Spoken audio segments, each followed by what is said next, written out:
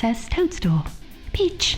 It's me, Victor, and my good friend Luigi. We call him Scott on the show, and we have come to number 2 on the top 100 video games of all time. I will stop with my annoying Mario voice, because I know it's bugging you. Martinet. Yes, we're talking about Super Mario 64.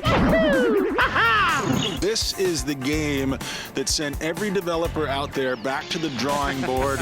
Once it came out, this changed everything for the rest of gaming history. I remember back in 1996, the other thing people forget about this game, it was a launch title. So this was, of course, Nintendo, if anybody had the most amount of time with hands-on with the Nintendo 64, which was not an easy console to program for. Right. It was Nintendo, and they exploited this thing to the fullest, and boy, did they set the bar high for the rest of the third-party developers out there to try to reach this level, because this game just opened up Mario, took him to an entirely new world. Yes, it did. It taught us how to walk into and around 3D spaces. We'd never done that before. 3D polygons were becoming a big part by the mid-90s of the video game industry, but people were still struggling with how to move a camera around and how to maneuver characters around in 3D. And Nintendo, with this awkward controller, it had little camera buttons that were sort of affixed, and they called them the C buttons, and you could move things around. It would seem to be designed specifically with Super Mario 64 in mind, and certainly lots of games were derivatives on the design mechanics of this game.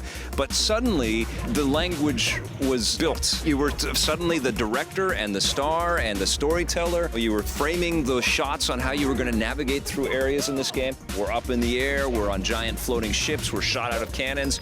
We had never done some of these things before in 3D, but it was the elegance and the way in and the ease to kind of manipulate. I mean, it all just made sense. It was like this global snap went off, and we could deal with this, you know, and it changed everything. I remember this one particular level where you see this, it's almost like a platypus, this gigantic dinosaur swimming in an underground cavern, and I just got this kind of creep. You know how when you get into a lake in the summer and you feel like there are things in there, and I saw this thing swimming around, and I got that creep, and I knew that the magic of the game was really working. It was impossible to look at any platformer after Mario 64 and not think, well, those guys did it, how come you can't do it?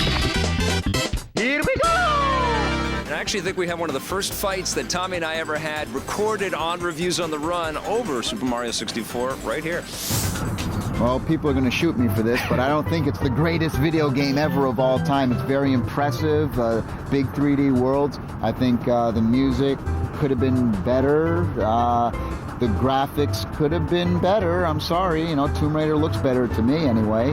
And I'm sorry, I'm 28 years old. I'm sick of jumping on turtles. I appreciate what it is.